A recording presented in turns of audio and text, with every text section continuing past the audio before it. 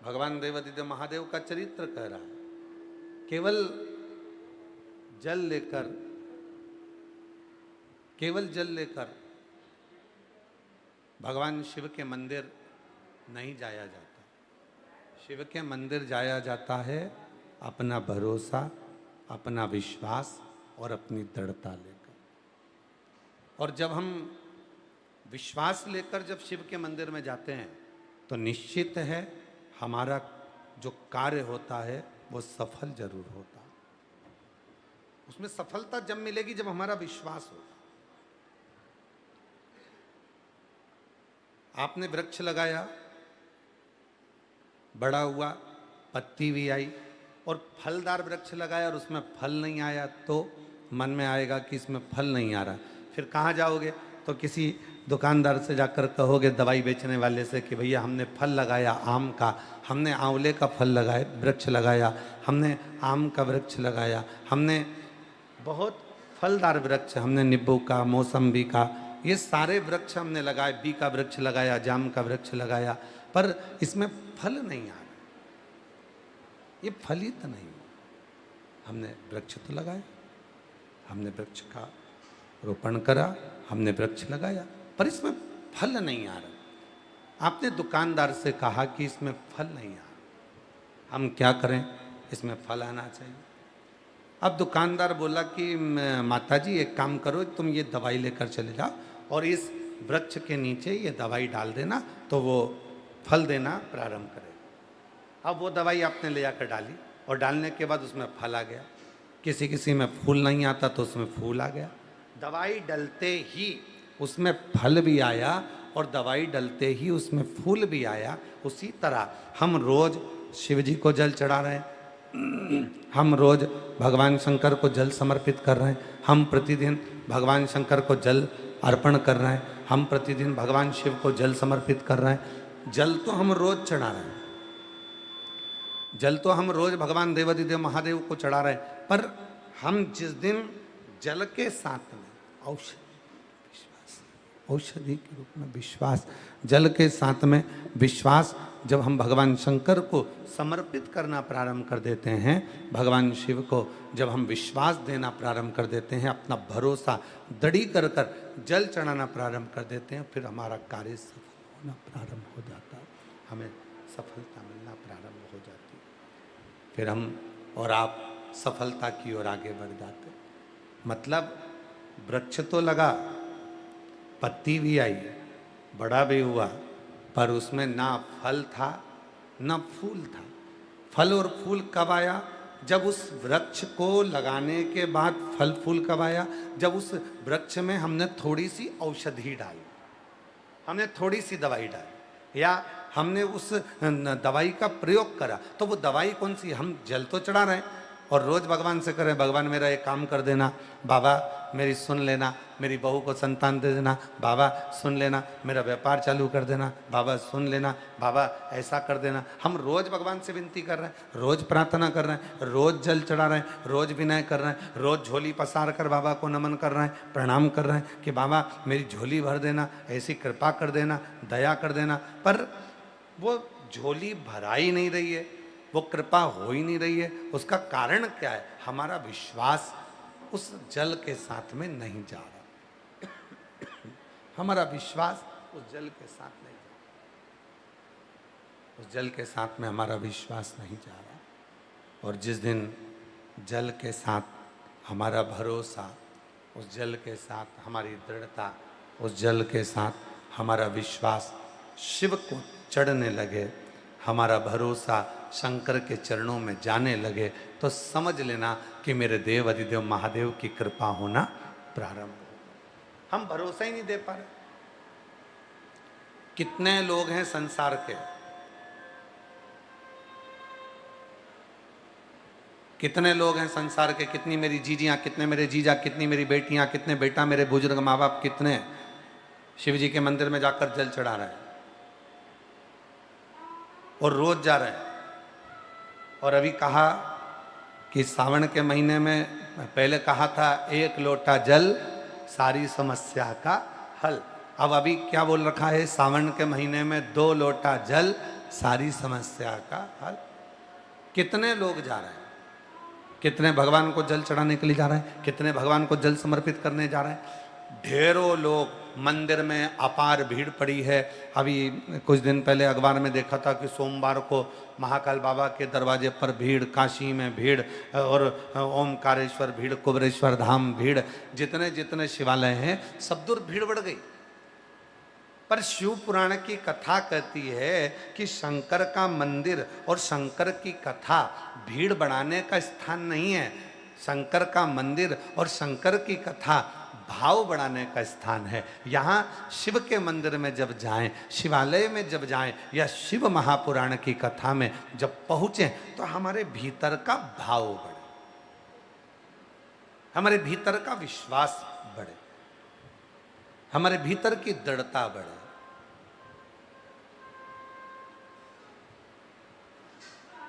और जब हमारा विश्वास बढ़ता है, जब हमारा भरोसा बढ़ता है, जब हमारी दृढ़ता बढ़ती है तो अपने आप कार्य सफल होता है।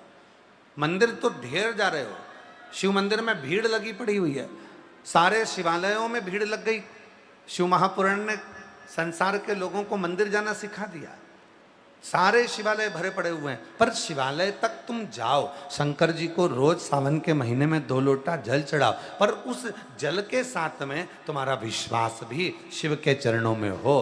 क्या सोच कर जा रहे हो? केवल शंकर सोच कर नहीं, केवल ये सोच कर नहीं जाना कि शिवालय, केवल ये सोच कर नहीं जाना कि मंदिर है, केवल ये विचार कर नहीं जाना कि भगवान शंकर का शिवलिंग पत्थर का है, पाषाण का है, लकड़ी का है, पारद का है, स्फटिक का है, मुझे जल चढ़ाना। ना ना ना, शिवालय जाना, शंकर के मंदिर जाना तो ये विचार कर जाना कि अपने पिता से, अपने बाबुल से, अपने बाबा से बात करने जा रही हूँ। वहाँ मेरा पिता बैठा है, वहाँ मेरा बाबुल बैठा है, वहाँ मेरा जगत का बाप बैठा है। और जब मैं अपने दिल की बात अपने पिता से कहूँगी, अपने मन की बात जब अपने बाबुल से कहूँगी, तो निश्चित है कि मेरा पिता मेरी बात को सुनेगा और मेरे गोद में मेरी झोली जरूर भरेगा, ऐसी कृपा जरूर करेगा। तो जल के साथ में विश्वास लेकर जाए।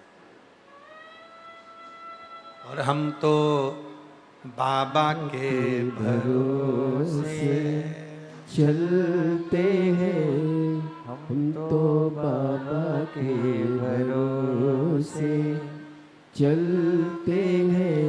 ये दुनिया वाले जलते हैं, ये दुनिया वाले जलते हैं, हम तो बाबा के भरोसे चलते हैं, हम तो बाबा के भरोसे चलते हैं। डमरू वाले के भरोसे चलते हैं, काशी वाले के भरोसे चलते हैं।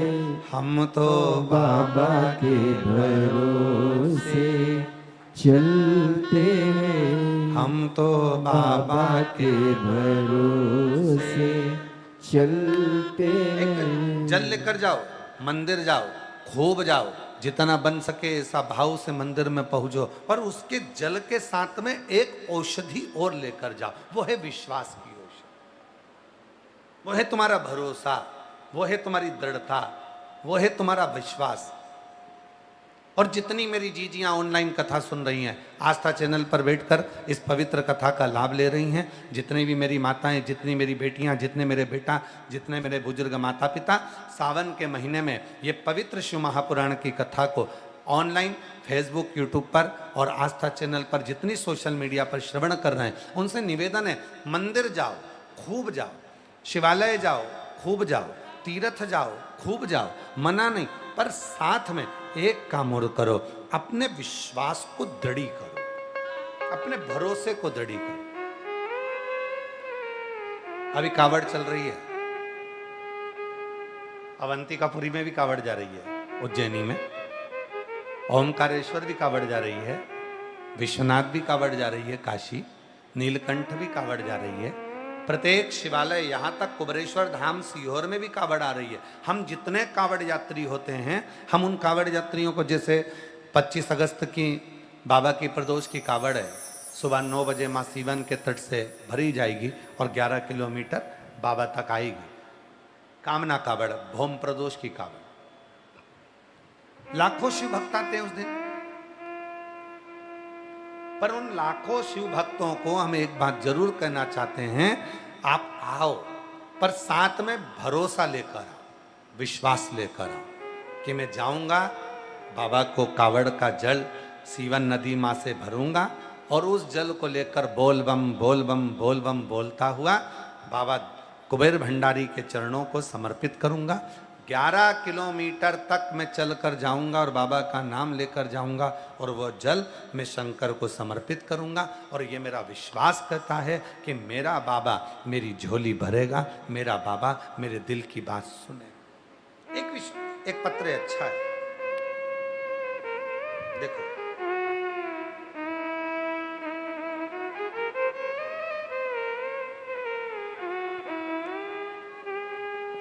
एक पत्र अच्छा है। मेरा नाम चंद्रकला सुधाकर राव, अगल दिवटे। मैं निलंगा गांव की रहने वाली हूँ। निलंगा जिला लातूर से आई हूँ। मेरा नाम चंद्रकला सुधाकर राव, अगल दिवटे। मैं निगला गांव की रहने वाली हूँ और निलगा जिला लातूर से आई हूँ। मेरा मोबाइल नंबर ये है। मेरा छोटे बेटे गजानन सुधाकर राव अगलदी बेटे के सिर पे एक गठान हो गई थी। 4 साल से हम परेशान थे, अस्पताल में दिखाया, लातूर, निलगा, सोलापुर, पुणे, सब तरफ दिखाया, फिर भी गठान कम नहीं हुई। मैंने हिम्मत नहीं हारी। तब किसी ने कहा कि सीहोर वाला बाबा कथा कहता है, 1 लोटे जल का वर्णन करता है और रुद्राक्ष पानी में गलाकर सीहोर के रुद्राक्ष को शिव को चढ़ाओ और उस पानी को पियो। मैंने अपने बेटे को देना चालू करा, जल बेटे के सिर पर लगाना प्रारंभ करा और 5 पंडाल में पंढरपुर, सीहोर, नांदेड़, हैदराबाद मैंने कथा को सुना और बाबा की मिट्टी को भी अपने बेटे के सिर पर लगाया। बाबा की कृपा से मेरे बेटे के सिर में जो गठान थी वो पूरी की पूरी गल गई और आज मैं बाबा को धन्यवाद देने के लिए आई हूँ कि बाबा ने मेरी बात को स्वीकार कर लिया। ये विश्वास है, ये भरोसा, ये दृढ़ता।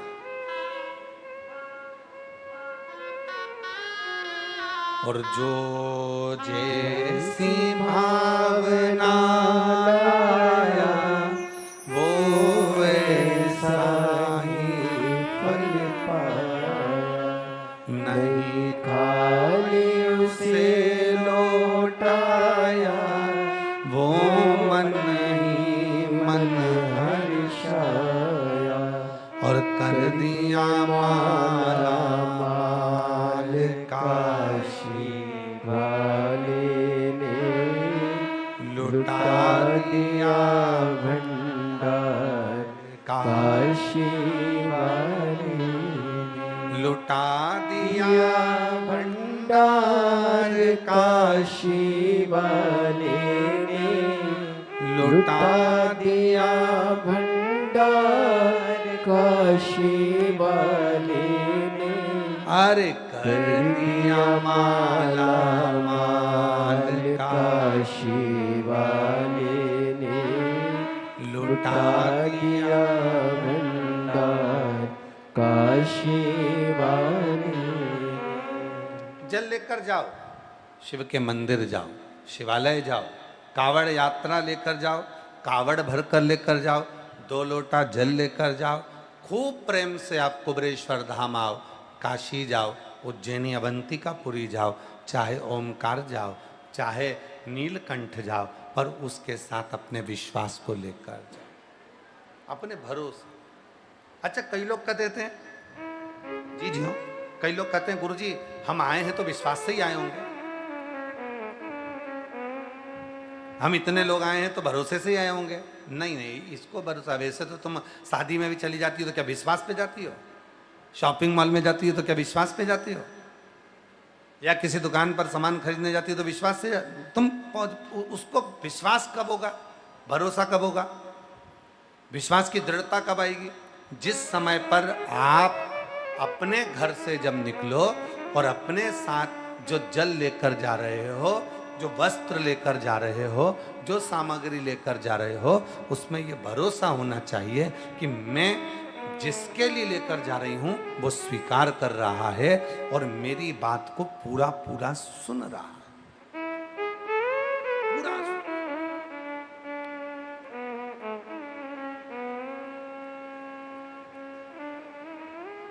अब कितनी दृढ़ता है भगवान शंकर के नंदी में, जरा ध्यान से सुनिएगा। हलाहल विष मंथन हुआ, देवता और राक्षसों ने मिलकर समुद्र का मंथन किया। उस मंथन में 5 गौ माता निकल गई।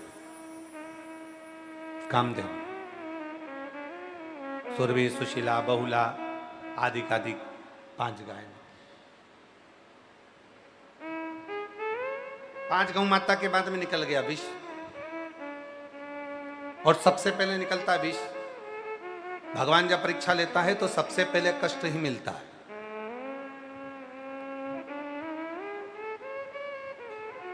और इतना कष्ट मिलता है कि व्यक्ति आखिरी में ये सोचने लगता है कि अब तो मैं भगवान की पूजन भी बंद कर दूं। जब भगवान ने सारा ही दुख मुझे दे दिया, सारा ही कष्ट मुझे दे दिया, तो मुझे भगवान को ना तो जल चढ़ाना है, ना पूजन करना है, ना मैं राम नाम लूंगी, ना कृष्ण नाम लूंगी, ना शिव नाम लूंगी।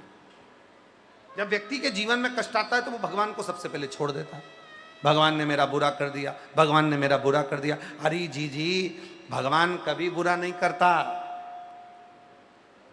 कोई पिछले जन्म के अच्छे कर्म मुझे बाबा तेरा साथ मिला, कोई पिछले जन्म के अच्छे कर्म मुझे बाबा तेरा साथ मिला। भगवान कभी बुरा नहीं करता। हमारे पूर्व के अच्छे कर्म थे तो हम कुबरेश्वर धाम आए, हमारे पूर्व के अच्छे कर्म थे हम अवंतिकापुरी गए, हमारे पूर्व के कर्म अच्छे थे हम काशी आए, हमारे पूर्व के कर्म अच्छे थे कि हम शिव के मंदिर रोज जाते हैं, हमारे पूर्व के कर्म अच्छे थे जो हम 1 लोटा जल चढ़ाते हैं, हमारे पूर्व के कर्म अच्छे थे हम कुबरेश्वर धाम आए, हमारे पूर्व के कर्म अच्छे थे तो हम भगवान के दर्शन करने आए थे, साथ में कावड़ भी चढ़ गई। हमारे पूर्व के कर्म अच्छे थे तो बाबा ने कृपा कर कर हमको यहाँ बिठाकर कथा भी सुनवा दिया। ये पूर्व के कर्म है हमारे, कोई अच्छे कर्म थे।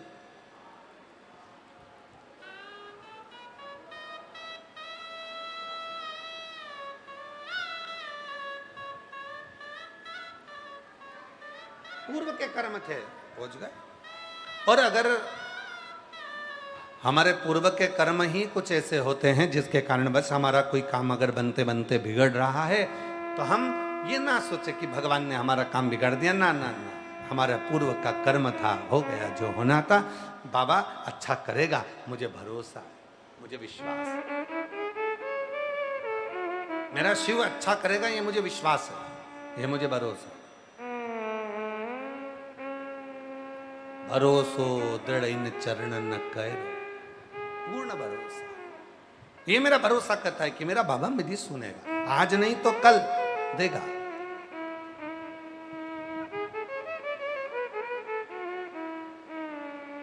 कोई जल्दी बनता है, कोई लेट बनता है, और शिव को जल चढ़ाने वाला एक दिन सेठ जरूर होगा। थोड़ा समय लगेगा, हो सकता है थोड़ा समय लग रहा है, हो सकता है कि थोड़ा समय लग जाए,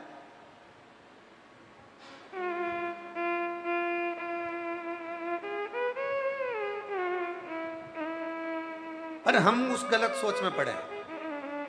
दुनिया पाप कब करती है? जवानी में। पुण्य कब करते हैं लोग? बुढ़ापे में। जवानी में पाप करेंगे और बुढ़ापे में पुण्य करेंगे। पर शिव पुराण की कथा क्या कहती है? आज कपड़ा गंदा हुआ तो आज ही धो दो, दाग नहीं लगेगा। हमारी अम्मा कहती है, हमारी मम्मा तो 1-2 बार भोजन करते करते कई बार अमरस गिर गया, आम का रस गिर गया, तो हमारी मम्मी तुरंत हमको ही पकड़ के ले जाती है, बाथरूम में, और अब धोती पे गिरा है तो वो बाथरूम में पकड़ के ले गई और उसको बाल्टी में डुबक डुबक के वहीं पे उनने धो दिया। अगर अभी नहीं धोंगी तो फिर दाग लग जाएगा, दाग लग गया पक्का हो जाएगा, पक्का हो गया छूटेगा नहीं। अब कई बार मम्मी से तुम धोती ले जाओ, नहीं तू ही चल चल, अब काम कपड़े बदलेगा तो ये काम करोगे, तो धोती लो, धो के अब भी पूरा साफ और पूरा दाग निकल गया, पूरा दाग, क्षण भर की देरी ना। अब लोग क्या करते हैं, पाप कब करा, जवानी में, गलत काम करेगा जवानी में, व्यसन कब करा, जवानी में, गलत काम कब करा, जवानी में, और पाप करा जवानी में और पुण्य कर रहा बुढ़ापे में। अब वो पाप तो जम गया, छूटने वाला ही नहीं है, जबी की जबी धो दो। आज गलत बोलने में आ गया, गलत विचार आ गया, गलत सोचने में आ गया, गलत हमारी दृष्टि हो गई, गलत हमारा भाव आ गया। तो फिर एक काम करो, आज सवेरे 10 बजे हमारे मुख से गलत निकला, हमारे 10 बजे सुबह मॉर्निंग वॉक करने चले थे तो सवेरे हमारे मुख से निंदा निकल गई, हमारे मुख से गलत काम निकल गया। अब मॉर्निंग वॉक करोगे तो 2-4 साथ में चलेंगे तो किसी ना किसी की बात तो निकलेगी, और निकलेगी तो भुनसारे 5:30 बजे से निंदा तो होगी, क्या कुछ भी कर लो। जिम भी जाओगे तो भी निंदा होगी, अगर मॉल में घूमने गए हो तो भी निंदा होगी, थोड़ी ना थोड़ी निंदा तो तुम्हारे मुंह से निकलेगी। अब जब तुम्हारे मुख से निंदा आज निकली, सवेरे 9 बजे निकली, 10 बजे निकली, गलत काम सवेरे हो गया, तुमने किसी को डांट दिया, गाली दे दी, अपशब्द कह दिया, ताना दे दिया, किसी को कमेंट्स कर दिया, तो तुमने जो सवेरे करा तो ये काम करना तभी की तभी उसको धोने का प्रयास करना। तो धोगे कैसे, तो गलत निकल गया या गलत अपने मुख से निकला, तो इस जिह्वा ने गलत निकाला, तो उसी समय पर किसी को अगर कुछ बोल भी दिया है तो उसी समय पर सॉरी कह दो, उसी समय पर प्रेम से क्षमा मांगो।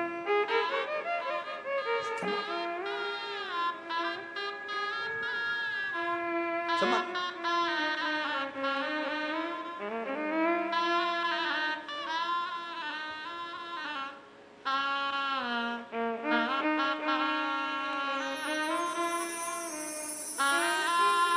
इस जिह्वा को रोग लगा है, रोज चुगलिया करने का, इन कानों को रोग लगा है, रोज चुगलिया सुनने का, इन कानों से शिव पुराण सुन लो, सारा रोग मिट जाए।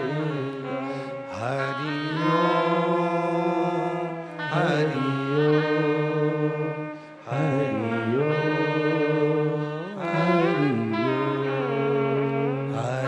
ओम, हरि ओम, हरि ओम।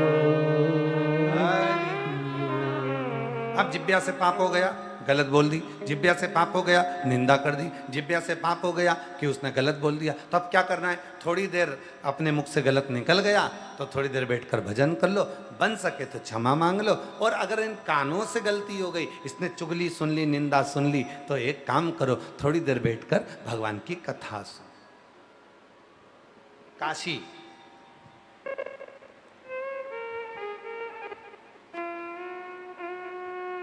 काशी में पार्वती जी ने भगवान शिव से एक प्रश्न किया। काशी, अब शिव जी से प्रश्न क्या करा माता पार्वती ने, माता पार्वती जी बोली, बाबा मेरे मन में एक प्रश्न है। बोले बाबा, शिव जी ने पूछा, बोलो क्या प्रश्न है। प्रश्न इतना सा है कि कली काल में इतने सारी बीमारियां नई नई डिजाइन की हो जाएगी। अब आज के ज़माने में कितनी सारी बीमारी, कहीं बीपी की, कहीं शुगर की, कहीं थायराइड की, कहीं कुछ हो गया, कहीं कुछ हो गया, कहीं कुछ हो गया, कितनी सारी, कहीं लीवर गड़बड़ हो गया, कहीं किडनी गड़बड़ हो गई, कहीं कुछ गड़बड़ हो गया, कहीं घुटना गड़बड़ हो गया, कहीं कहीं पूरा फर्नीचर ही गड़बड़ हो गया। तो शरीर तो शरीर है, कहीं ना कोई बीमारी बनी हुई है। कभी दांत में दर्द हो गया, कभी जीवान में दर्द हो गया, कभी कानों में दर्द हो गया, तो और नी भी हो तो थोड़ा बहुत हमारा साउंड वाला दर्द करवा देता। तो अब मान लो हो गया थोड़ा थोड़ा, तो ये सारे नई नई जो बीमारियां हो रही हैं, नई नई जो बीमारियां चल रही हैं, तो ये बीमारियों को रोकने का सबसे सुंदर तरीका कौन सा है? कौन सी औषधि है जो सारी बीमारियों का हल कर सकती है? तो भगवान शंकर बोलते हैं, पार्वती तो चिंता मत कर, मैंने बीमारी को आधा करने के लिए संसार में लोगों को जन्म दिया।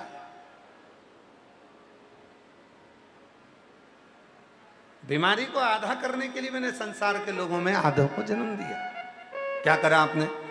शंकर भगवान बोले, पार्वती सुन, मैंने पृथ्वी पर हर मोहल्ले, हर कॉलोनी में, हर सोसाइटी में, हर गली में, परिवार में 2-4 निंदा करने वालों को पैदा किया है, चुगली करने वालों को पैदा किया है। पार्वती जी पूछी वो क्यों?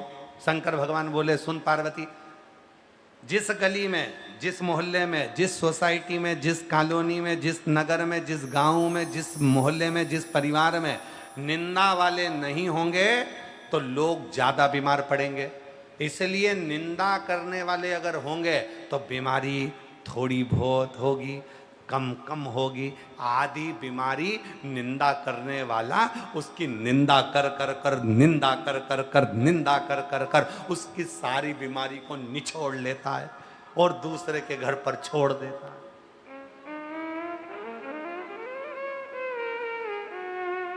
वो मेरी जीजियों, निवेदन है मेरे जीजाओं, मेरी जीजियों, कि निंदा करने वाले से प्रयास करना कि दूरी बनाकर रखना। सुनने वालों से है, निंदा सुनने वाले ध्यान दे, और निंदा करने वाले अगर तुम्हारे हैं तो भगवान को धन्यवाद देना। रोज भोलेनाथ जी को 1 लोटा जल चढ़ा कर कहना, बाबा ऐसी कृपा करना, मेरे जितना निंदा करने वाले हैं, मेरी जितनी बुराई करने वाले हैं, उनको बुखार भी नहीं आए।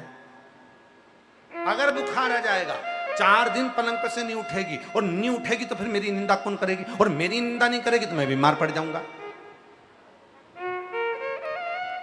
भगवान को 1 लोटा जल चढ़ा कर को, बाबा कृपा करना, मेरी निंदा करने वाले को बुखार मत आने देना, मेरी निंदा करने वाले का कभी एक्सीडेंट नहीं हो, मेरी निंदा करने वाले को कभी कोई बड़ी बीमारी ना आए। क्यों? क्योंकि अगर ये बीमार हो गया तो मेरी निंदा कौन करेगा, मुझे गलत कौन बोलेगा, मेरे को अपशब्द कौन बोलेगा? ये है, और मेरी निंदा करता रहेगा, मुझे गाली देता रहेगा, मुझे आड़ा टेढ़ा बोलता रहेगा, दिन रात मोबाइल पर मुझे कमेंट्स करता रहेगा, दिन रात कोसता रहेगा, भीतर भीतर जलता रहेगा, तो मेरा बाबा, मैं जानती हूं कि तूने काशी में पार्वती से कहा था, पार्वती अगर कोई तेरी निंदा करने वाला मिल जाए तो तू खुशियां मनाना, भगवान को धन्यवाद देना कि तेरी बीमारी का आधा हिस्सा वो निचोड़ कर ले जा रहा है और तू ठीक होता जा रहा है, ठीक होता।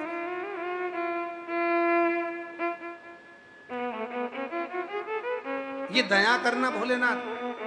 निंदा करने वाले को बुखार भी मत आने देना, बुखार आएगा तो उठेगा नहीं, उठेगा नहीं तो निंदा कहां से करेगा? गलत, वो निंदा कर देगा, तू अच्छा रह। और हमारे यहां तो यहां तक का, निंदक न्यारे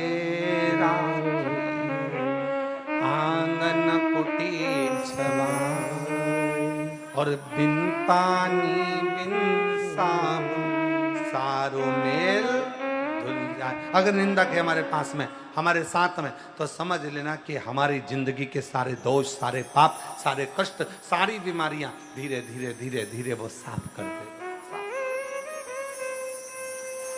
तो जितनी मेरी जीजियां हैं, तुम लोटा भर के जल चढ़ाने के लिए जाती हो, तुम जल चढ़ाने के लिए शिव मंदिर में पहुंचती हो, तुम शंकर जी के मंदिर में जाती हो, और कोई तुम्हें कमेंट्स कर रहा है, कोई तुम्हें ताना दे रहा है, कोई तुमको आड़ा टेढ़ा बोल रहा है, तुम मंदिर में भजन गा रही हो और कोई तुमको कमेंट्स कर कर, ताना देकर, हंसकर जा रहा है, कोई तुम्हें आड़ा टेढ़ा बोलकर जा रहा है, तो भगवान भोलेनाथ से कहना, बाबा इसको ऐसी बना के रखना, कृपा करना, इसको तुम बिल्कुल बीमार मत पड़ने देना, वरना मुझे कमेंट्स कौन करेगा, मुझे आड़ा टेढ़ा कौन बोलेगा, मेरी निंदा कौन करेगा, इसको करना, बाबा कृपा कर, कृपा, शिव कृपा।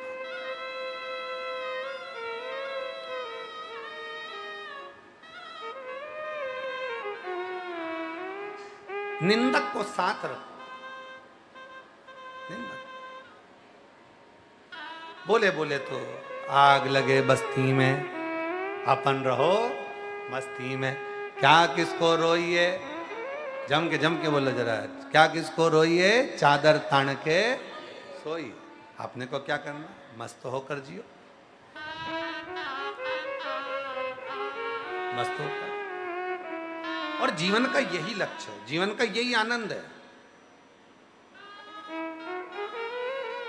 करे बुराई करने वाला, आप शब्द बोलने वाला बोले, ताना देने वाला दे, आड़ा टेढ़ा बोलने वाला बोले, कुछ देर की करो पर विश्वास शिव पर पूर्ण करो। मंथन हुआ, हलाहल विष निकला,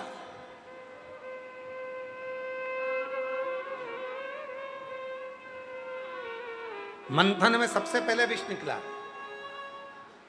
तो जिंदगी में भी यही होता है, जो अच्छा करने वाला होता है, अमृत निकलने वाला था उसके पहले विष निकला है, तो अच्छा होने के पहले हो सकता है कि कुछ बुरा भी हो। घबराना नहीं है, हारना नहीं है। एक पत्र अच्छा है, देखिए, अच्छा पत्र।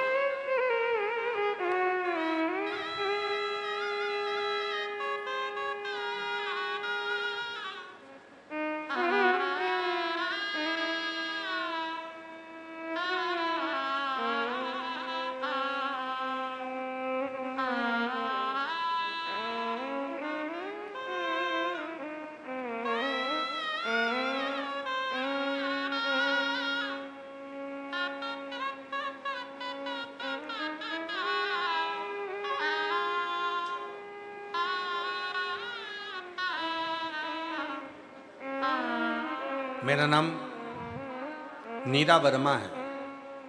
मैं बिलसी जिला बदायूं उत्तर प्रदेश।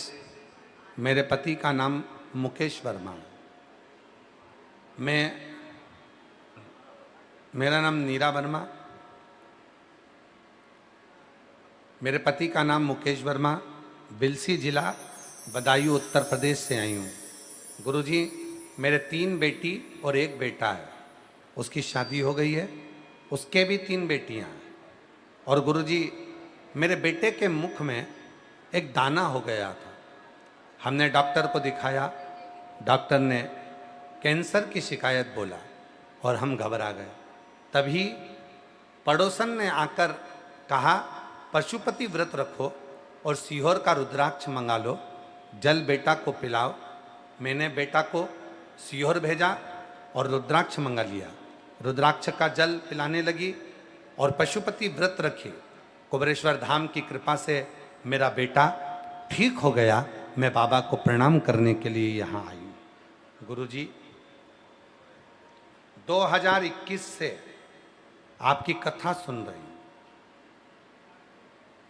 और 2021 से कथा सुन रही हूँ और मेरा विश्वास बाबा पर इतना हो गया कि बाबा करुणा सागर का कुबेरेश्वर धाम को अपने पिता का घर मानती हूँ, पिता का।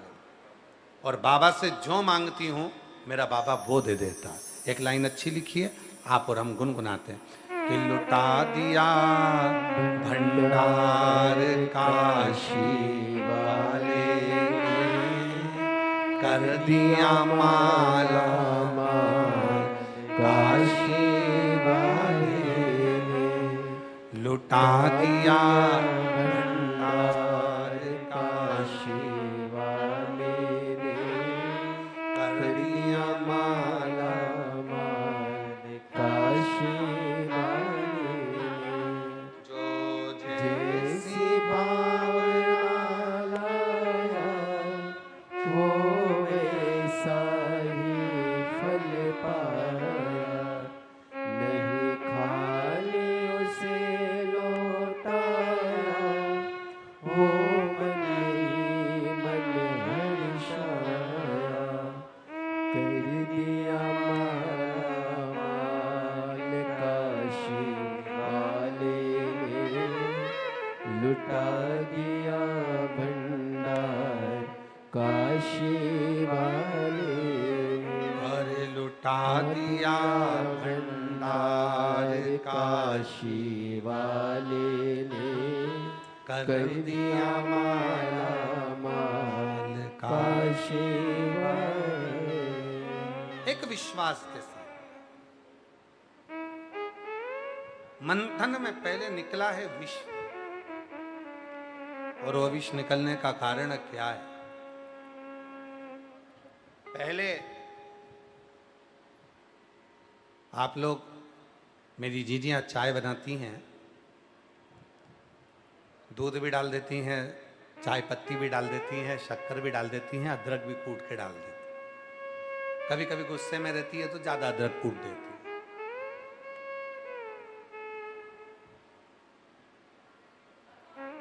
अदरक कूट के डाल देती है। होता क्या है, चलो ये भी जाने दो।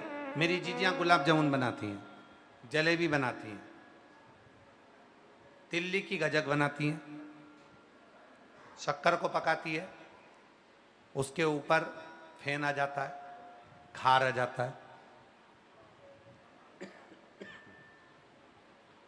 गंदा गंदा खार आ गया, उसके ऊपर फेन आ गया। चाय बनाई तो उसके ऊपर भी फेन आ गया, और वो फेन आया, आप लोग उसको थोड़ा सा हिला देते हो, या फिर जो ज्यादा गंदा सा दिखता है तो उसको हटा देते हो। बस वही मंथन हुआ, देवता और राक्षसों ने मिलकर मंथन करा, समुद्र का मंथन प्रारंभ हुआ। और जो मंथन प्रारंभ हुआ, और उस मंथन में मंथन करते करते करते करते करते करते अमृत तो बहुत बाद में आया, बहुत मंथन करते करते सबसे पहले उसमें विष आ गया। अब उस विष को कहां निकाले? तो विष जो आया उसको घड़े में भरा, और घड़े में भरने के बाद में उस विष को किसको देने जाए? तो कहा ये विष भगवान विष्णु को देना चाहिए। भगवान नारायण ने कहा विष का मैं क्या करूंगा, मैं विष का क्या? तो कहा ब्रह्मदेव सृष्टि की रचना करता है, सृष्टि का पूरा निर्माण उनने करा।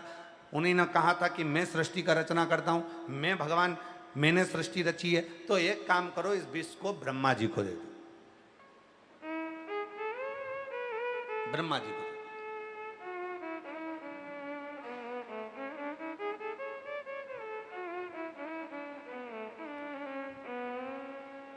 किसी की तिजोरी को कभी हाथ लगाने देता है कोई? जम के तो बोलो, नहीं। हाथ लगाने देगा तिजोरी को? नहीं।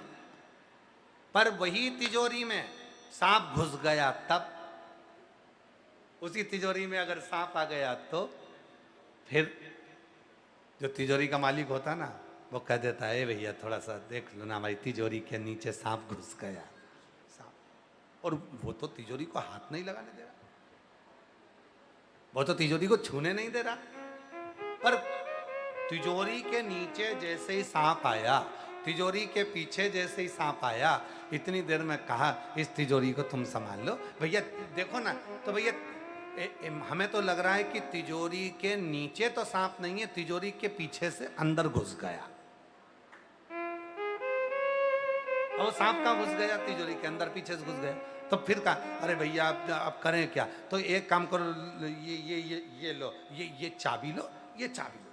चाबी भी पास में से नहीं दे रही, अब तो वहीं से फेंक रही, और जितनी चाबी से लगाव था यहीं कमर में खोस के रखती थी। दिन भर कमर में खुशी रहती थी, और कमर में नहीं खोसेगी तो बैग के अंदर डाल के रखेगी, और बैग के अंदर ही रखेगी तो घर में भी ऐसी जगह रखेगी कि किसी के हाथ में ना आए, छुपा के रखेगी। और आज क्या कर रही है? सांप घुस गया तिजोरी के अंदर, लो भैया ये चाबी लो, तुम तो भैया जल्दी से खोल लो, तुम्हारी तिजोरी है, चलेगा, मैं बोल रही ना, चलेगा, खोलो, खोल दो, खोल दो। आज तक वो तिजोरी ना बहू को दिखाई, ना बेटे को दिखाई, ना किसी को, और पूरी चाबी दे दी, अब खोल लो इसको। क्यों? उसमें सांप घुस गया। अब सांप घुस गया है तो तिजोरी खोलना जरूरी है।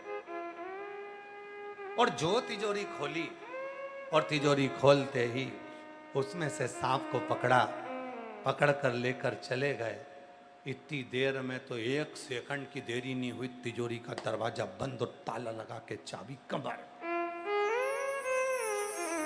चाबी कमर। अभी वो तिजोरी अच्छी नहीं लग रही थी क्योंकि उसमें सांप बैठा था, अभी वो चाबी अच्छी नहीं लग रही थी क्योंकि उसमें सांप बैठा था, अभी वो धन अच्छा नहीं लग रहा था क्योंकि सांप बैठा था।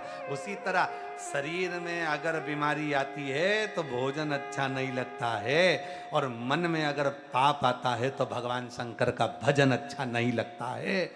ये शरीर की रीति है। शरीर में रोग आया, भोजन अच्छा नहीं लगेगा, आज मेरे को अच्छा नहीं लग रहा, आज मेरा पाँव बहुत दुख रहा, चल चल के, अब इतनी दूर से चल के आए, 11 किलोमीटर तुम सीवन माँ का जल भर कर लेकर आ रहे हो, कावड़ चलती जा रही है, बोल बम बोलते जा रहे हो, बोल बम बोलते जा रहे हो, बम बम बोलते जा रहे हो, और बोल बम बोलते बोलते तुम पहुंच गए कुबेरेश्वर धाम। जल चढ़ाया, जल चढ़ाने के बाद थकान इतनी हो जाती है, शरीर में इतना कष्ट होता है, दर्द होता है, फिर तुम मन करता है कि कोई कोई कहते पीछे चलो, लाइन लग रही है भोजन की, कुबेरेश्वर धाम आए, भोजन करेंगे, चलो लाइन लगाओ पीछे से। तो अब पीछे लाइन लगाने पहुंचे तो मन कर रहा है एक काम करो, तुम चले जाओ, पत्नी के पति से करी तुम चले जाओ, तुम खाया, मैं ना जा रही। फिर तू क्या खाएगी, मेरा मन बिल्कुल नहीं कर रहा, मुझे थोड़ी देर सो जा। और लिया और उसने तो अपना आसन बिछाया और सुआ गई। और फिर पति गया, भोजन करा, थोड़ी सी खिचड़ी। अब बाबा के यहाँ तो खिचड़ी प्रसाद बड़ा मूल है, यहाँ पर सबसे ज्यादा मुख्य क्या है, रोटी अपनी जगह, सब्जी अपनी जगह, पर यहाँ की खिचड़ी सबसे ज्यादा मूल है बाबा की, क्योंकि सवेरे भी बाबा को खिचड़ी आती है और शाम को भी बाबा को खिचड़ी आती है। तो खिचड़ी का प्रसाद यहाँ का बड़ा महत्व रखता है कुबेरेश्वर धाम का। लोग यहाँ की खिचड़ी बड़ी खा के जाते हैं, और लोगों का भाव भी बड़ा रहता है कि बाबा के धाम की खिचड़ी, कुबेरेश्वर धाम की, रोगों का निवारण कर देती है, रोगों से मुक्ति देती है। तो वो खिचड़ी प्रसाद पति लिया आया, ले थोड़ी सी खा ले। पत्नी कह रही मैं बहुत थक गई, मेरे को भूख नहीं लग रही।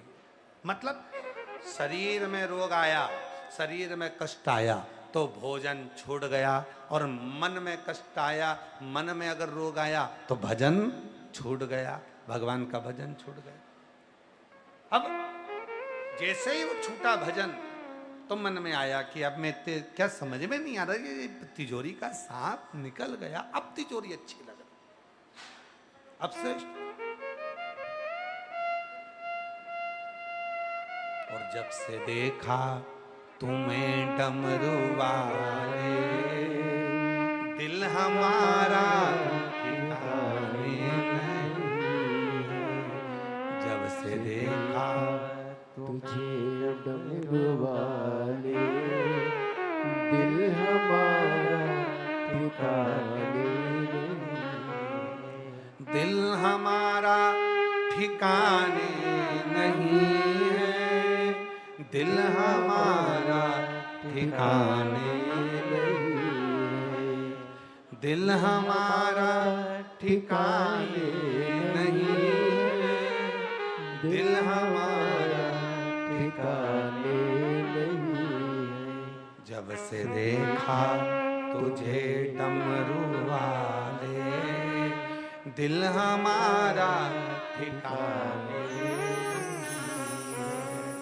जब से देखा तुझे डमरू वाले, दिल हमारा ठिकाने नहीं।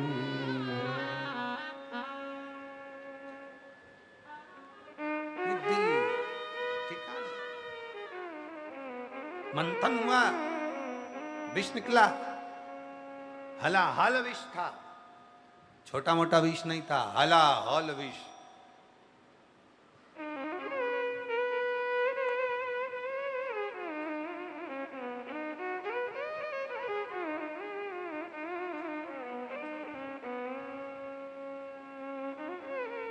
मुनि श्री तरुण सागर जी महाराज अपनी भाषा में एक बात कहते थे।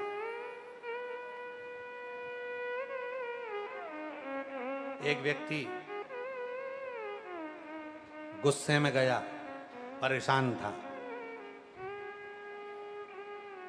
जहर लिया, खा गया।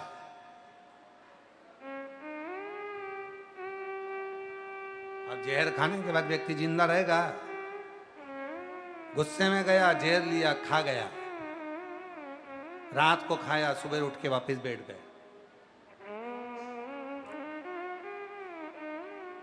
घर के लोग इतने खुश हुए, इन्होंने जहर खाया तो नहीं मरे। आज भगवान की कृपा से हम पूरे गांव में मिठाई बंटवाएंगे। मिठाई लाए पति को खिलाई, दूसरे दिन मर गए। जहर भी नकली था और मिठाई भी नकली थी। जहर नकली था इसलिए मरा नहीं, और मिठाई नकली थी इसलिए मर गए। दोनों नकली थे। अब विष निकला और वो भी हलाहल, और इतना हलाहल विष जो निकला, उस विष को देखा कि विष को पिएगा तो कहा। अभी लड़ाई हुई थी ब्रह्मा और विष्णु जी में, आपस में भेद हुआ था। ब्रह्मा जी बोले थे इस सृष्टि का रचना करता मैं हूँ, भगवान विष्णु ने कहा इस रचना करता मैं हूँ। तब दोनों में भेद हुआ। तब भगवान ब्रह्मा जी के सामने भगवान नारायण के मुख से निकल गया था कि इसकी रचना करने वाला तो स्वयं देव अधिदेव महादेव है, तुम रचना करता नहीं। भेदा तो भगवान विचार करे कि ये जो मंथन में हलाहल विष निकला है, इस विष को कहाँ पहुंचाया जाए। तो क्या इस विष को पहुंचा दो भगवान विष्णु जी के पास। भगवान विष्णु ने कहा मैं क्या करूंगा, ब्रह्मा जी रचना करता है उनके पास भेजो। ब्रह्मा जी के पास भेजा तो ब्रह्मा जी कहा मैं रचना करता, अगर मैं ही मर गया तो फिर रचना कौन करेगा, तो फिर मैं विष नहीं पीऊंगा। इंद्रदेव के पास भेजो, उसको सत्ता बहुत चाहिए, अगर सत्ता चाहिए तो विष पिए। अगर सत्ता चाहिए तो विष पीना पड़ेगा। और जितने संसार के राजनेता हैं, जितने सत्ता में बैठने वाले हैं, जितने ऊंचे सिंहासन पर बैठने वाले हैं, जितने ऊंचे पद पर बैठने वाले हैं, उनको विष पीना पड़ता है। लोग ताना देते, गाली देते, अपशब्द देते, खूब आड़ा तड़ा करते, खूब गालियां देते। तो अगर उच्च पद पर बैठना है, सत्ता में बैठना है, तो आपको तो गाली सहन करना पड़ेगी, विष तो पीना पड़ेगा, विष तो पीना।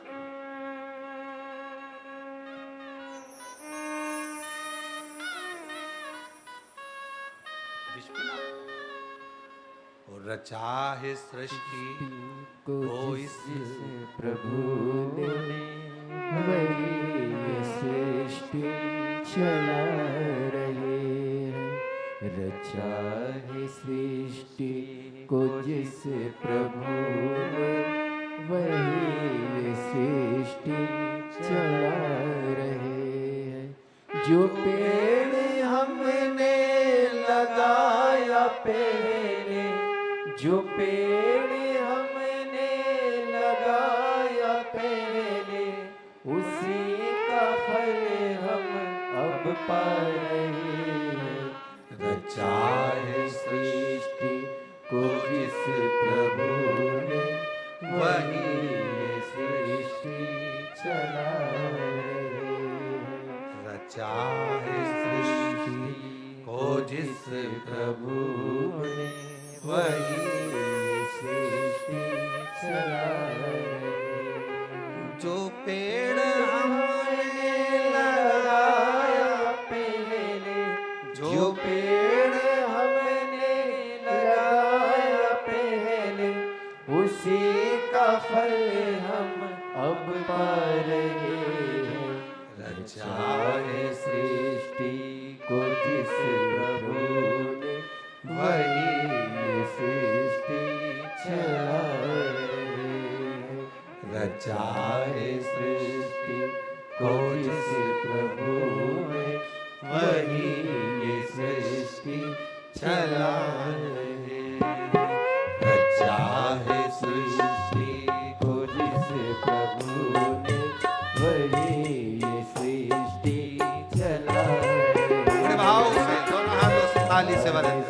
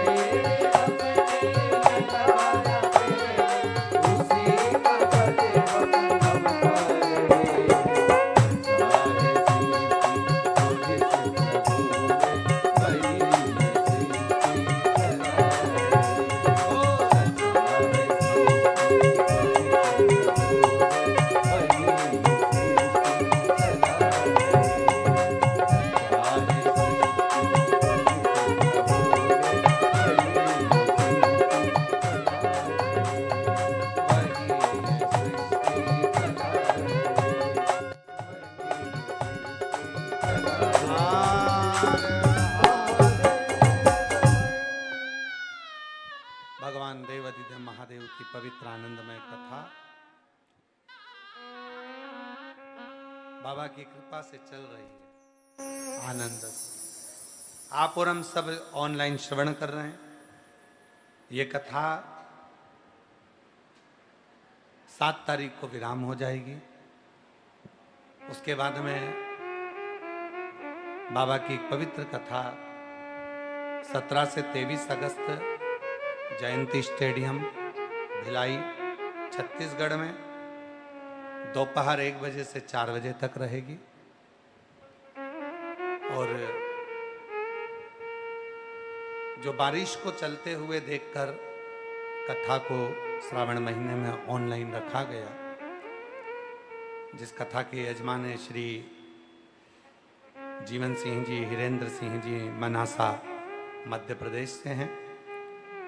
मैं पुनः इनको फिर साधुवाद देता हूँ, श्री जीवन सिंह जी को, श्री हिरेंद्र सिंह जी को, मनासा उत्तर प्रदेश, मनासा मध्य प्रदेश से, जो इस पवित्र ऑनलाइन कथा का यजमान पद इन्होंने ग्रहण किया। मनासा हम भी आने वाले थे, पर बाबा ने ऑनलाइन कथा के माध्यम से आपको यजमान पद दिया और ये शिव की ही कृपा है। पूरे मनासा वाले खुश हों कि आपके मनासा के ही यजमान इस पवित्र कथा का दिव्य आयोजन यहाँ करा रहे हैं और बाबा की कृपा से ऑनलाइन आप और हम सब श्रवण कर रहे हैं शिव की कृपा से। इसके बाद कथा एक ऑनलाइन कथा काशी से रहेगी और वो कथा 9 से 15 अगस्त तक काशी से ऑनलाइन आएगी, जिस कथा को आप अपने घर पर रहकर काशी विश्वनाथ जी की धरा से श्रवण कर सकेंगे और बाबा की पवित्र भूमि से कथा सुनेंगे। उस कथा का नाम ही विश्वनाथ शिव महापुराण की कथा रखा है। जैसे ये कावड़ शिव पुराण है, उसका नाम विश्वनाथ शिव पुराण रहेगी, जो ऑनलाइन चलेगी काशी से। उसके बाद में 11 अगस्त को बाबा का शिवरात्रि सावन के महीने की शाम को 7 बजे आप और हम ऑनलाइन शिव महापुराण के अनुसार भगवान का पार्थिव पूजन करेंगे, जिसकी लिस्ट आस्था चैनल पर भी चल रही है, सोशल मीडिया पर भी चल रही है। उसके बाद में रक्षाबंधन का त्यौहार मेरी सब जीजियों के लिए साधुता के साथ 28 अगस्त को आप सब रक्षाबंधन मनाएंगे।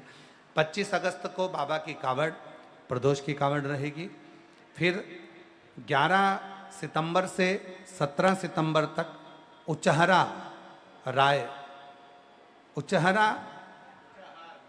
राय बरेली उत्तर प्रदेश में शिव महापुराण की कथा रहेगी। उचहार राय बरेली उत्तर प्रदेश में 11 सितंबर से 17 सितंबर तक कथा रहेगी। और एक हमारी सीहोर की जो गादी की कथा होती है 20 से 26 सितंबर तक अग्रवाल महिला मंडल सीहोर की कथा, जो प्रत्येक वर्ष से 30 सालों से लगातार चल रही है, वो कथा 20 सितंबर से 26 सितंबर अग्रवाल महिला मंडल सीहोर द्वारा रहेगी। फिर 13 अक्टूबर से 17 अक्टूबर नेवाली बड़वानी में शिव महापुराण की कथा का दिव्य आयोजन रहेगा। और फिर कथा 30 अक्टूबर से 5 नवंबर तक उन्नाव उत्तर प्रदेश में शिव महापुराण कथा का दिव्य आयोजन रहेगा। 30 अक्टूबर से 5 नवंबर उन्नाव उत्तर प्रदेश में शिव महापुराण की कथा रहेगी। उसी क्रम में 7 से 13 अगस्त तक पंडित श्री राघव जी मिश्रा जी के मुखाग्रविंद से कलाम कोठी रायपुर रोड नवापारा छत्तीसगढ़ में पंडित चिरंजीवी राघव जी मिश्रा जी के मुख से कथा रहेगी, जो 1 बजे से 4 बजे तक कलाम कोठी रायपुर रोड नवापारा छत्तीसगढ़ में रहेगी। बाबा को अपने मन का भाव कहते हैं, हृदय से प्रार्थना करें, विनय करें, निवेदन करें। सभी अपने घरों में रहकर हृदय से बाबा को अपने मन का भाव कहें, दिल से प्रार्थना करें।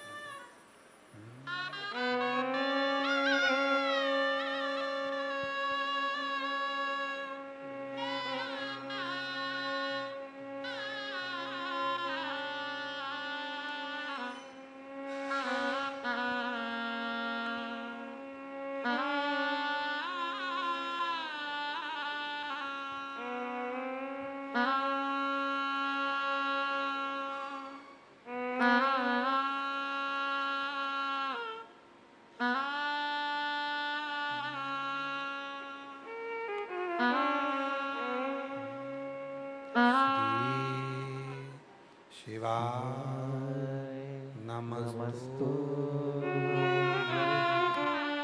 श्री शिवाय नमस्तु श्री शिवाय नमस्तु श्री शिवाय नमस्तु श्री शिवाय नमस्तु भोला सब दुख काटो हमारा, ओ भोला सब दुख काटो हमारा।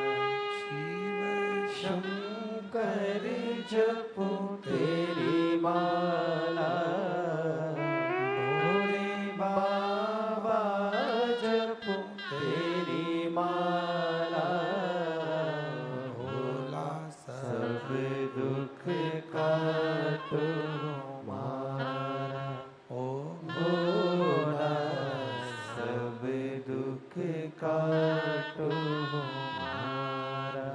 देश है मंगलकारी, वेश है मंगलकारी,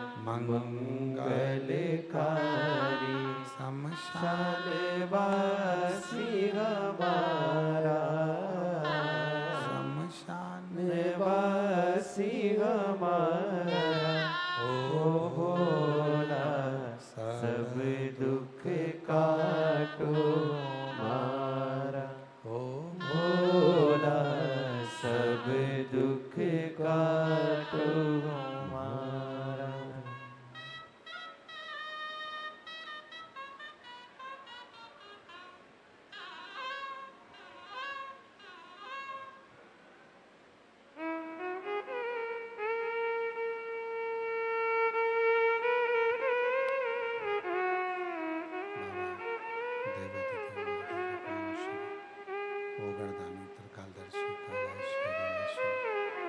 भगवान शंकर की पवित्र कथा कर रहे हैं, श्री महापुराण की कथा वर्णन कर रहे हैं, बाबा का पवित्र चरित्र कह रहा है, शिव तत्व कह रहा है, शंकर जी की कथा कर रहे हैं,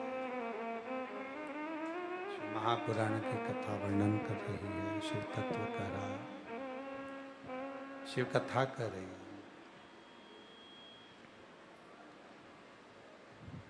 समुद्र का मंथन हुआ, देवता राक्षसों ने मिलकर मंथन किया और उस मंथन में विष जो निकला, उस विष को भगवान विष्णु जी के पास में भी भेजा गया, भगवान ब्रह्मदेव के पास में भी भेजा गया। जब ब्रह्मा जी ने नहीं लिया, विष्णु जी ने नहीं लिया, तब उस विष को इंद्रदेव के पास भेजा गया। इंद्रदेव भी उस विष को लेने को तैयार नहीं। शिव पुराण कहती है सत्ता, कुर्सी, पद पर बैठने वाले को विष भी थोड़ा पीना ही पड़ता, विष पीना पड़ता।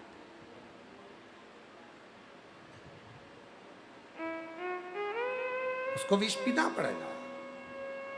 थोड़ा विष जीवन में थोड़ा थोड़ा देखो, मूलतः शिव महापुराण की कथा क्या कहती है, भगवान शंकर का चरित्र क्या कहता है कि जीवन जो मिला है, मानव की जो देह मिली है, मनुष्य का जो शरीर मिला है, जो हमारा मानव का जो शरीर मिला है, इसमें थोड़ा ना थोड़ा जिंदगी में कष्ट जरूर है।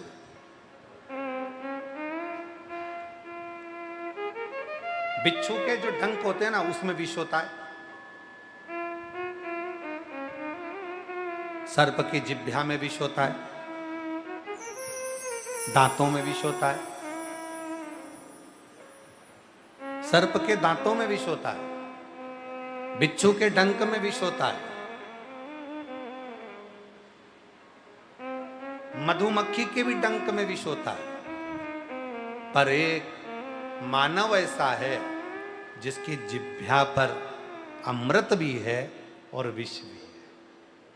अमृत भी है और विष भी है, दोनों चीज उसकी जिह्वा पर है, अमृत भी है और विष भी, दोनों। अब आपके ऊपर निर्भर करता है, अपने ऊपर निर्भर करता है कि अपन अमृत दे रहे हैं कि विष दे रहे हैं।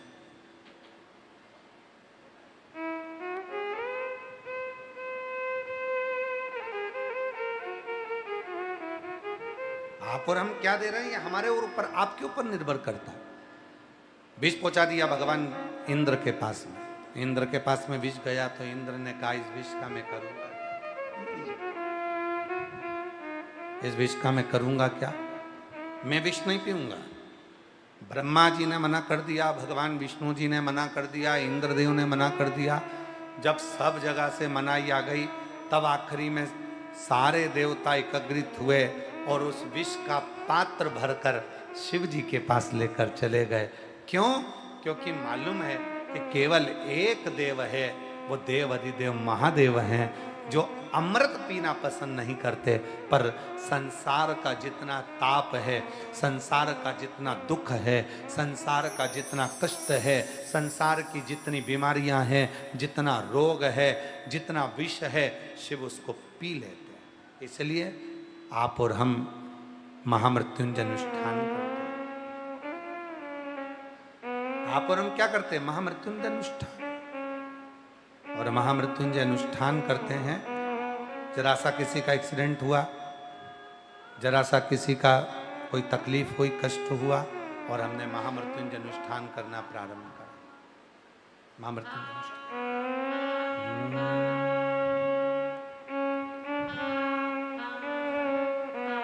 शंभु शंभु शंभु। जरा सा कोई कष्ट हुआ और महामृत्युंजय का अनुष्ठान प्रारंभ हो गया। क्यों? हमारे को जो रोग आया है, हमको जो तकलीफ आई है, हमको जो कष्ट आया है, हमको जो परेशानी आई है, हमारा रोग, हमारी तकलीफ, हमारा कष्ट, हमारी बीमारी, ये सब देव अधिदेव महादेव इसको खींच ले, शिव इसको हमारी शरीर से निकाल दे।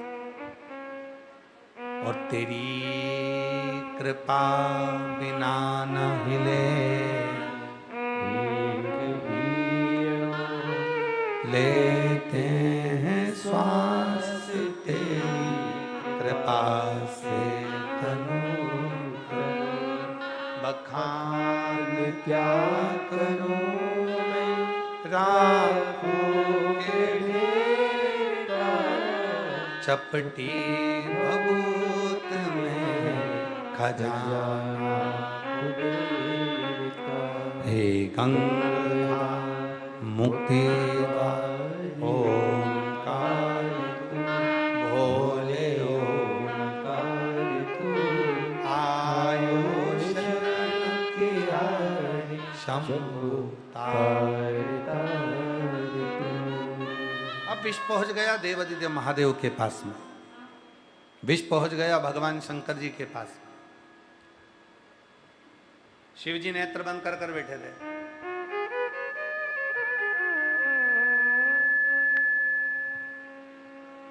पार्वती जी के नेत्र खुले थे, शिव जी के नेत्र बंद थे, पार्वती के नेत्र खुले थे, और पार्वती मैया सब देख रही थी। पार्वती माता का ध्यान था। शिव जी के नेत्र बंद हैं, पार्वती जी के नेत्र खुले हैं। पार्वती जी देख रही हैं कि ये सारे देवता एकत्रित, तो ये स्पीकर सामने के बढ़ा हुए बोला बड़ा। पार्वती जी देख रही हैं कि सारे देवता सामने खड़े हुए। पार्वती जी देख रही हैं कि ये देवता सबकी सब और कुछ लाए हैं। आज पार्वती जी बड़ी खुश हो गई। मेरी शादी को इतने साल हो गए थे, शादी कर कर आई थी, एक भी देवता गिफ्ट देकर नहीं गया था। इतने विवाह के वर्ष हो गए, आज तक कोई भी देवता मेरी शादी का गिफ्ट देकर नहीं गया था। और आज पार्वती जी बड़ी प्रसन्न हो रही है कि इनके सुंदर पात्र में रतन जड़े हैं, माणिक जड़े हैं, हीरा पन्ना जड़ा है, पूरा रत्नों से जड़ित है। और रत्नों से जड़ित एक कलश के अंदर उनको क्या मालूम था कि विष भरा पड़ा है। वो तो सोची कि सारा की सारा रतन जड़ित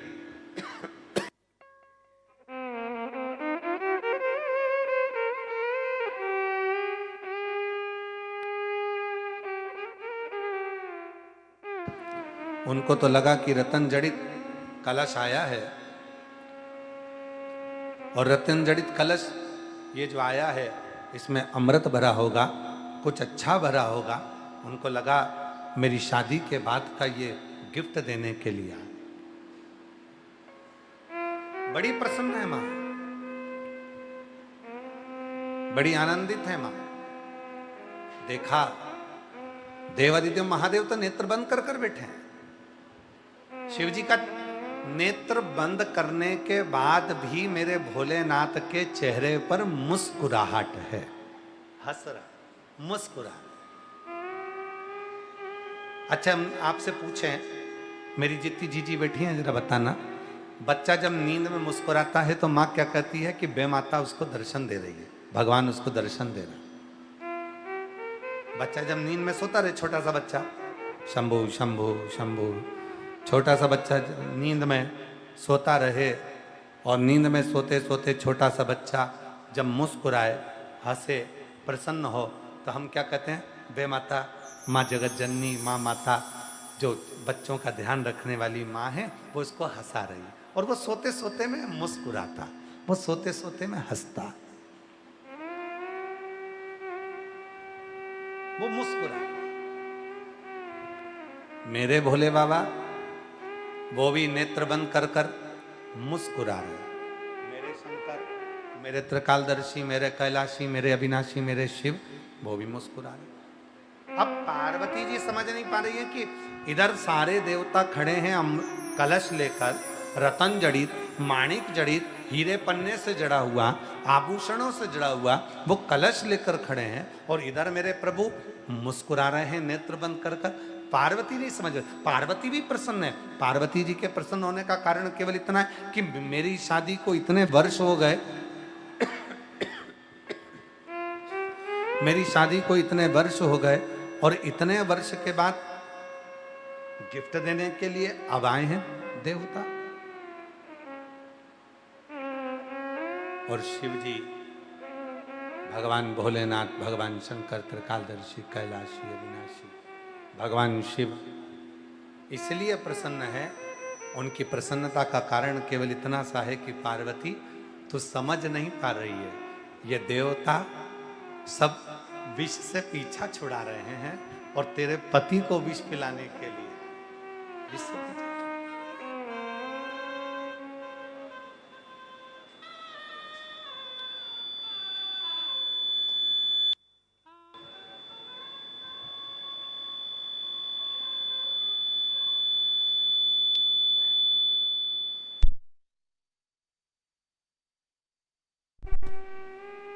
कई बार व्यक्ति को जब अपना काम निकालवाना रहता है ना, बहुत मुस्कुराता, बहुत हंसता, प्रसन्नता में, आनंदता में आपके आगे पीछे घूमेगा, आपसे निवेदन करेगा, प्रार्थना करेगा। जब व्यक्ति को अपना काम कराना है तो वो प्रसन्नता के साथ, आनंदता के, सेट करो, साउंड सेट करो, प्रसन्नता के साथ में, आनंदता के साथ में, वो प्रसन्नता के साथ में कर। आगे पीछे घूमेगा, थोड़ी प्रसन्नता के साथ में उसको काम को कराने का प्रयास करे। आज शिवजी इसीलिए प्रसन्न है, भगवान शंकर के चेहरे पर इसलिए प्रसन्नता है, भगवान शंकर के चेहरे पर इसलिए प्रसन्नता, इसलिए आनंदता है कि ये देवता अपना काम कराने के लिए यहां पर आए, अपना काम कराने, इसलिए प्रसन्न, खूब प्रसन्न है भोलेनाथ। और पार्वती जी शिव जी को जगा रही हैं, भगवान शंकर को जगा कर कह रही हैं, उठाओ पार्वती जी शिव जी को जगाना चाह रही हैं। शंभो शंभो शंभो शंभो शंभो शंभो शंभो शंभो शंभो शंभो शंभो शंभो शंभो शंभो शंभो शंभो। पार्वती जी शिव जी को जगा रही हैं और जगाकर कहना चाहती हैं कि हे प्रभु, दरवाजे पर देवता हैं, दरवाजे पर देवता हैं और ये कुछ लेकर आए। भगवान शंकर नेत्र नहीं खोले। भगवान शंभु शरणे मांगू घड़ी रे घड़ी दुख काट दया करीने। शंभु आपो शंभु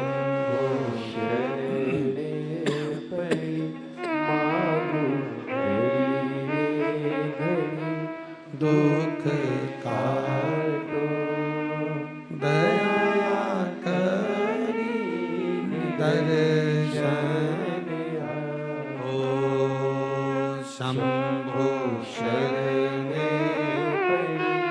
मांगो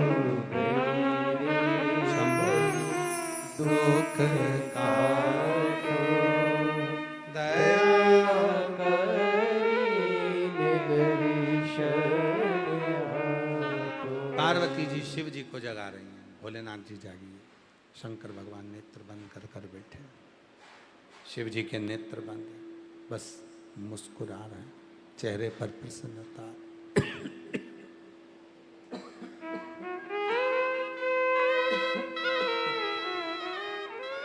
चेहरे पर प्रसन्नता है। शंभो शंभो शंभो। साउंड तुम्हारा गला पकड़ रहा है बहुत तेज भाई।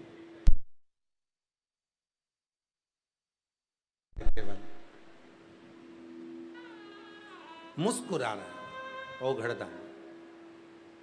पार्वती जी ने फिर शिव जी को कहा, बाबा जागिए, बाबा कोई आया है, जागिए।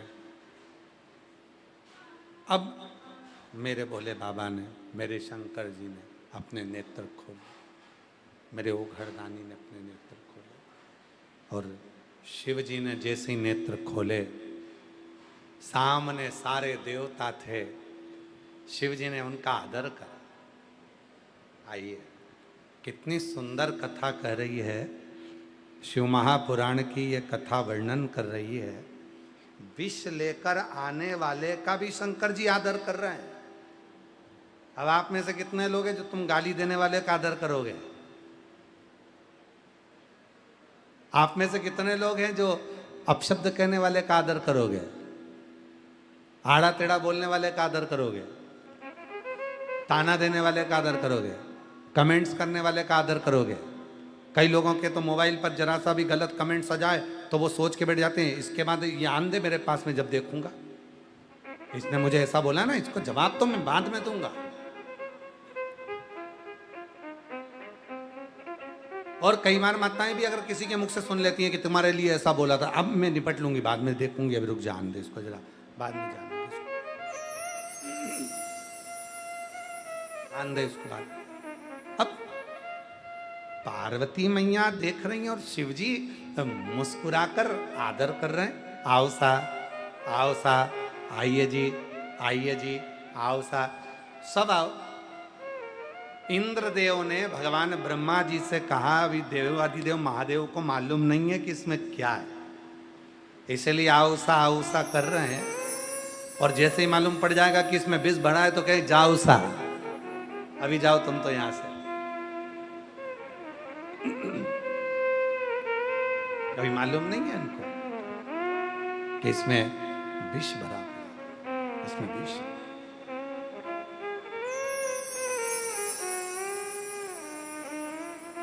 देवता आए, प्रवेश करे, अंदर आए। सारे देवता जब आ गए तब गिफ्ट देखने की तमन्ना पार्वती जी को बहुत हो रही थी कि इतने देवता आए हैं सब और ये लेकर आए हैं, तो उसको देखने की जो तमन्ना है, उसको देखने की जो इच्छा है, उसको देखने की जो आनंदता है, वो बहुत सारा जग रही है। मन में बहुत सारा भाव जग रहा है कि ये जो लेकर आए हैं ये आनंदता के साथ में दर्शन करो। शिव जी ने पार्वती जी से कहा, भगवान उगड़दानी ने पार्वती जी से कहा, पार्वती जाओ, जाकर जो देवता लेकर आए हैं ना उपहार, जाओ जरा लेकर आओ।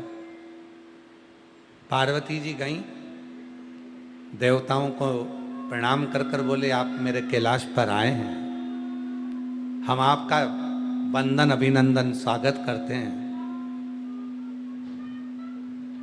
क्या लाए हो? देवताओं ने कहा, ये भोलेनाथ जी के लिए लेकर आए हैं, आप भोलेनाथ जी को दे देना।